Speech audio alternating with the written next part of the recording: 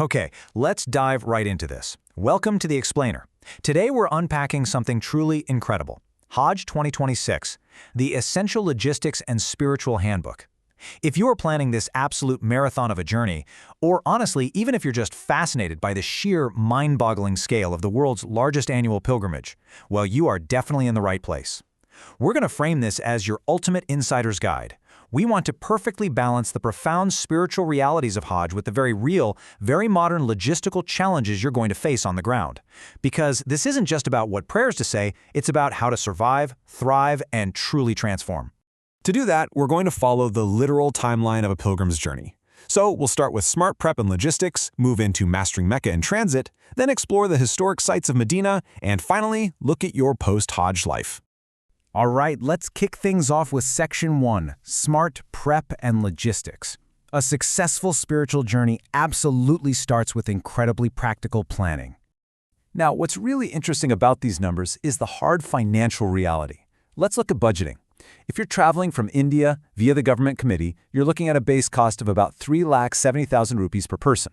But, and this is crucial, you must anchor your expectations and set aside an additional 50,000 to 1 lakh rupees strictly for your food budget. A lot of pilgrims just assume everything is fully covered, right? But having this buffer ensures you aren't financially stressed when it comes to getting your daily nourishment in a foreign country. So, how do you split those funds efficiently? Well, Forex cards are great, but you should specifically look into the SBI Foreign Travel Card. Why? Because it lets you load Saudi Riyals directly, completely bypassing those dynamic markup charges you'd get hit with using other cards like Neo. However, absolutely do not rely entirely on plastic. Cash is still king for your daily expenses, small shops, and quick transport. Oh, and here's a fantastic quick tip while we're on the subject of spending. If you're planning to buy gold, skip the markets in Mecca entirely. Hold off and go to the Jeddah gold market instead, where the prices are significantly better. Let's talk about food survival, because this is a big one. Hotel food during Hajj can get incredibly repetitive and, frankly, a bit bland. Plus, dining spaces in hotels are often super crowded and limited. So here is your app dining and self-catering survival guide. First off, bring your own flavor enhancers from home. Things like homemade pickles or karak pudi, a traditional spiced powder, are absolute lifesavers. Second, embrace local tech.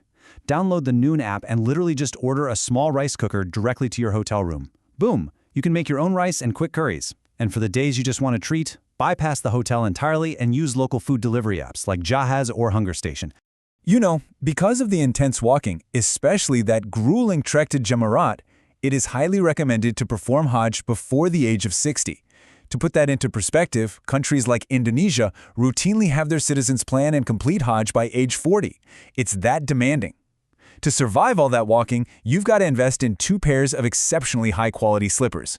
Furthermore, you must strictly limit your baggage. Keep it incredibly light.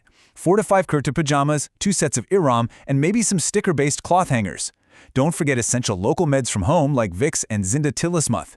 And when you do need transport, don't waste your precious energy haggling over prices on the street. Just use the Uber app. Okay, moving right along to Section 2, Mastering Mecca and Transit. So here's a critical question. How do you survive the chaotic transit from Mina to Arafat?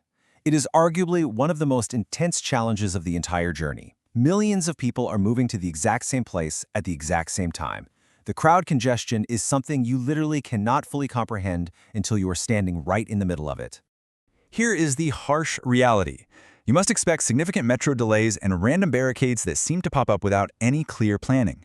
A crucial piece of insider advice here is to rely on mapping apps over local police directions. I know that sounds counterintuitive, but local personnel will often route you via these standard, incredibly long paths, whereas your navigation app can help you find your actual location and the most efficient route. Also, if you want to beat the crowd restrictions entirely, plan to arrive at Masjid-e-Nimra right at Fajr, the dawn prayer. Let's rapid-fire run through some hyper-specific logistical hacks for Mecca. If you want to perform an optional or nafil umrah, you can actually wear your ihram at your hotel and make your formal intention at Masjid-e-Aisha in Tanim. Keep a very close eye on the clock for this next one. Your Tawaf-e-Ziyara, the mandatory circumambulation, must be completed before Maghrib on the 12th of Dhul-Hijjah. If you're traveling with elderly family members, know that wheelchairs are free on the 2nd floor, or you can hire a service for about 70 to 150 Saudi Riyals. And for the days of Hajj itself, keep in mind that while Muzdalifah provides carpets, the tents in Mina often lack proper seating for the elderly. Most importantly, there are no barber shops open right after the Qurbani in Mina, so absolutely bring your own barber blades for the halak, the shaving of the head. Iqra, read. While Makkah is a logistical marathon, we have to remember it is fundamentally a site of immense spiritual gravity. You'll have the chance to visit Ghada Hira on Jabal an-Nur. That's the exact cave where the Prophet Muhammad, peace be upon him, spent long periods in deep reflection, and where these very words, the first divine revelation of the Holy Quran, were brought down by the angel Jibril. You can also witness Jabal Thor, the historic mountain where the Prophet and Abu Bakr sought refuge during their migration, miraculously shielded by a spider's web and a nesting dove. Honestly, these are the moments that make the logistical exhaustion entirely worth it. Let's move to Section 3 and see how this builds into the peaceful, historic serenity of Medina.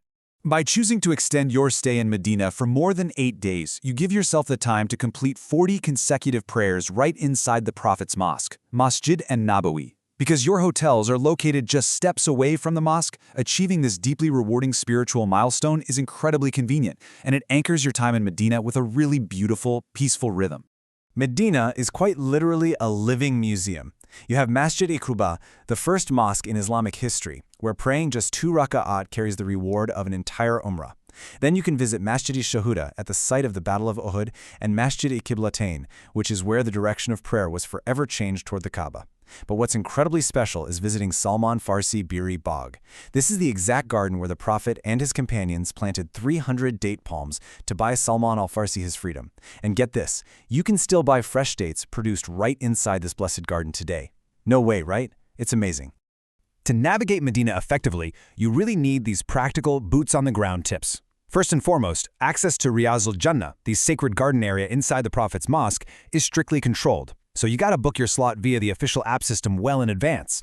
If you'd like a beautiful keepsake, you can collect a free King Fahd Complex Quran near gates 316 or 323. For excellent external ziyarah tours, local guides like Osman Bai come highly recommended. We've even got his number for you right there. And if you are looking for authentic Islamic literature, head straight to the local library located on the first floor of the Medina Haram. Now, while you're taking all this in, you're going to notice some surprising cultural contrasts. For example, local Saudi Arabs generally don't pray their optional sunnah or nafil prayers in the masjid, they actually head home to do that. You'll also see Saudi police actively wearing their shoes inside the haram area, which, let's face it, can be a bit of a shock to a pilgrim. On the spiritual side, you'll notice the surahs recited in congregational prayers are generally much longer in Medina than in Mecca. And regarding Zamzam water, while tradition dictates drinking it standing and facing the Kaaba, locally you'll see people seamlessly drinking it whether sitting or standing without any strict enforcement. Finally, we reach Section 4, your post-Hajj life, bringing the transformation back home. So the crucial point is that Hajj is a massive turning point. It requires making firm, lasting life decisions structured around 5 main pillars. 1. Establishing regular prayers. 2. A dedication to good deeds. 3. Maintaining strong family ties. 4. Living with a constant sense of accountability for the day of judgment. And 5. Committing to actively helping humanity and your nation. It's really all about turning the spiritual peak of the pilgrimage into a sustained plateau of good character. A highly effective way to keep the memory of the journey alive daily is to adopt everyday sunnahs, infusing small but incredibly rewarding prophetic traditions into your daily routine.